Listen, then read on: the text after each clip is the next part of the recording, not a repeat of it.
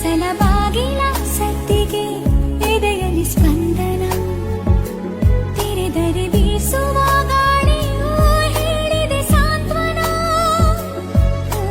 ನನ್ನ ವಿರಹವು ನಿನ್ನಿಂದ ಇನ್ನೂ ಚೆಂದ ವಿವರಿಸಲಾರೆ ಎಲ್ಲ ದೂರದಿಂದ. ನೆನಪನ್ನು ರಾಶಿ ಹಾಕಿ ಎಣಿಸುತ್ತ ಕೂರಲೇ ಕನ್ನಡಿಯಲ್ಲಿ ನಾ ಹುಡುಕಲೇ ನಗುವುಂದ.